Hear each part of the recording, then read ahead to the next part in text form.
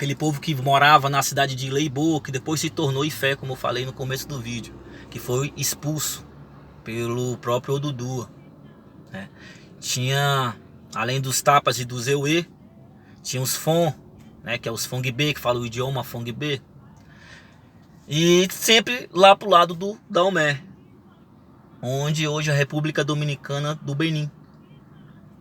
Como é de praxe do povo iorubá, tudo que vai se fazer que acha que é muito importante, eles procuram um oráculo, procuram o Babalaô, o sumo sacerdote do culto de Ifá, do culto de oráculo, aquele homem que é determinado a se comunicar com as divindades. E Oranian convocou um Babalaô da cidade de Ifé para saber se ele poderia entrar em guerra, poderia sair em excursão de guerra para invadir essa cidade, né? Lutar contra essas pessoas que falavam mal do pai dele. Como foi de praxe, o próprio Babalaô consultou o oráculo e na consulta dizia às divindades que Oranian não poderia chegar até a guerra, ele não poderia guerrear, mas que ele juntasse todo o exército, fosse em direção àquela cidade. Em um certo local, Oranian ia soltar uma cobra que o Babalaô deu para Oranian. Essa cobra carregava algumas magias amarradas nela, que ele ia soltar essa cobra e ia seguir a cobra. Onde ela entrasse na areia e sumisse ali naquele deserto, que ele criasse um novo acampamento. E que criasse, além daquele acampamento, que criasse uma cidade. E assim Oranian fez. E surgiu a cidade de Oió, onde a cobra ali sumiu. Oranian acampou, criou aquele acampamento, foi evoluindo e criou a cidade de Oió, que existe até hoje. Tá? Como é de praxe do povo iorubá, tudo que eles vão fazer, eles procuram um Babalaô. Se minha filha vai casar com um filho de fulano, eu quero saber se aquele casamento vai ser viável para minha filha, se vão ser felizes, o que eu tenho que fazer para que dê certo. Se eu vou abrir um comércio, vou procurar um Babalaô para saber se vai dar certo aquele comércio naquele local, se eu tenho que fazer algum tipo de ritual para que aquilo aconteça e dê certo. E assim Oranian fez, né? E ele recebeu a resposta que não entrasse em contato físico, mas que seguisse com os soldados até um certo ponto, soltasse aquela cobra, onde a cobra sumisse, ele criasse a cidade de Oió. E assim ele fez, ele criou um acampamento, deu o nome do acampamento de Oió, se tornando o primeiro Obá de Oió e o primeiro Alafim de Oió, pois ele pegou Oió e transformou na capital política do povo iorubá. Tudo que era político que estava em Oió, em Ifé, ele trouxe para Oió.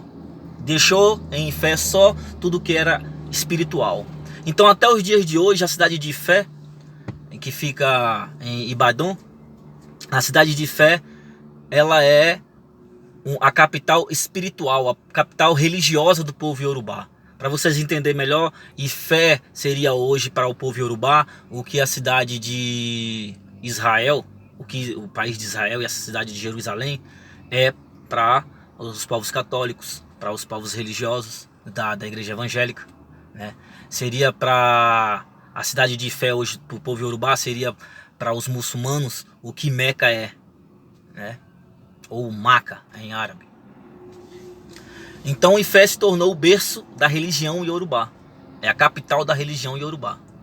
E Ifé, e Oió se tornou a capital política do povo iorubá, tanto que até hoje o rei que está lá, o Alafim que está lá, ele é descendente direto de Odudua, que mais pra frente nós também vamos chegar e falar um pouco sobre ele, de quem realmente ele descende ali até, no caso, chegar a Odudua, que é a descendência principal dele, primordial. O Oranian já era casado, tinha um filho chamado de Dadá, que Dadá tinha cabelos cacheados, cabelos encaracolados, que no Iorubá se chama de... Desculpa, me exaltei aqui. O filho de Oranian, o primeiro filho dele, se chamava Adiaká, que tinha cabelos cacheados, e em Iorubá esse cabelo cacheado, encaracolado, é chamado de Dadá. Então esse homem era chamado de Dadá Adiaká, né? Adiaká, cabelos cacheados. Oranian, como era muito político, e até hoje ele é o rei iorubá mais conhecido politicamente, né? Ele fez acordos com esses povos que ele ia guerrear e não guerreou. Ele foi até os povos tapas, que era comandado pelo rei chamado Elempe, que em português tapa significa no pé. Ele fez um acordo com o rei Elempe, aonde ele se casaria com uma filha do rei Elempe, chamada de Torozi, e manteria esse elo. Ela teria um filho que ia ser criado lá, no reino dos tapas, e com isso esse elo não ia deixar essas duas civilizações, essas duas cidades entrarem em conflitos. E pelo contrário, uma ia ajudar a outra em comércio, e quando uma precisasse também de soldados, né, iam uma ajudar a outra. Mas o reino dos tapas sempre foi um reino muito grande e que existia muitos guerreiros. Oió, se entrasse em guerra no começo com tapa, eles iam perder feio. Então Oranian, muito cabeça, muito inteligente, fez esse tratado, fez essa aliança, onde ele se casou com Torozi, tendo o seu filho chamado de Xangô. E Xangô foi criado na cidade dos tapas. Existem muitas músicas que se falam sobre isso, até mesmo na roda de Xangô, até mesmo músicas para Iemanjá ou Iamonjá, que Torozi, essa filha do rei Elempe, ela na mitologia, na parte espiritual, seria a reencarnação aqui na Terra de Iamacé, ou seja, de Iemanjá. Ela seria a humana, aonde Iemanjá veio e nasceu ali naquela humana. Como eu falei, muitas divindades dependeram de homens e mulheres, né, cruzarem para ter filhos, e aí a divindade vinha e entrava naquela criancinha ali quando estava deixando de ser um feto e virando um embrião. Muitas divindades nasceram desse cruzamento de humanos com humanos ou humanos com deuses. E Torozi era, no caso, a encarnação humana de Iamonjá, ou no caso Iamacé, como os povos iorubás também chamam ela. Voltando lá em Oranian, tudo já estava feito, a aliança já estava feita, Oió começou a crescer, mas Oranian tinha que ficar em fé, Oió, e fé, Oió. E Oranian dependeu de muitas coisas, começou a ficar velho, começou a ficar cansado, o corpo estragando, então ele veio a envelhecer e morrer. Morrendo, o seu primeiro filho, Dada Adiaká, se tornou o segundo Obá de Oió e o terceiro Alafim do povo Yorubá, que era o título do avô dele, o Dudua, que passou para o pai e agora passou para ele. Nisso, Dada Adiaká era um rei muito desprovido de guerra. Ele era um cara que tentava negociar, conversar. O último caso que ele entrava em guerra. E Oió precisava crescer, precisava expandir. Então, quando Dada Adiaká via que não tinha mais nenhuma saída de negociação, de diplomacia, então ele chamava o irmão dele, que vinha das terras dos tapas, um grande guerreiro, um homem muito violento, porém de baixa estatura, e esse homem vinha e ganhava as guerras para Dada Adiaká. Esse homem era chamado de Xangô. E as pessoas de Oió começaram a valorizar muito Xangô. O pai de Dada Adiaká, Oranian, ele criou também muitas leis e criou muitos parlamentos, Tanto que ele criou um parlamento chamado de Obone. Era um grupo feito de homens ricos de Oió e de Ifé, sacerdotes, alguns senhores de terra e sacerdotes de cultos muito importante daquela época deles, mercadores.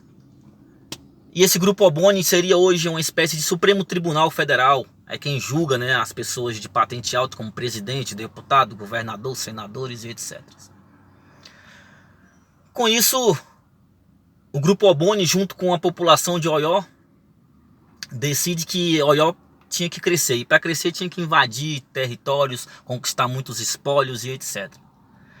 E eles se juntam, a população de Oió, com o grupo Obone e Xangô, destrona Dada Adiaká. Pega Dada Adiaká e manda para uma cidade-província de Oió, chamada de Coçô. Xangô se torna o terceiro Obá de Oió, quarto Alafim do povo Yorubá. E durante 7 anos Xangô invade muitos territórios, consegue muita riqueza, deixa Oió um império. como o próprio Júlio César fez em Roma. Mas Xangô ele era um homem muito violento, um homem muito temido. E com isso, Xangô começou a botar medo naquela população de Oió. Os homens do grupo Oboni também começaram a enxergar Xangô também como um pouco de inimigo. Ele era um homem que começou a se tornar muito carrasco daquele povo. Só queria viver de guerra. E aí, as pessoas que colocaram ele no poder, o grupo Oboni que colocou ele no poder, também tirou. Dando a Xangô a possibilidade de... 3 possibilidades. A primeira é ele lutar com um grande guerreiro. Se ele ficasse vivo, ele continuaria no trono. A segunda, ele comer alguns ovos de tipo de pássaro que eram coloridos. Esses ovos eram envenenados. Então ele comia esses ovos, entrava num quarto que existe no castelo do rei até hoje, no Afim.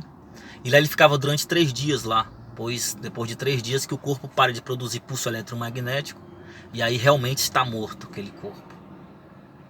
Ou a terceira era ele se matar, né? No caso, se dar um jeito lá e se matar, enforcar, se esfaquear, fazer alguma coisa desse tipo.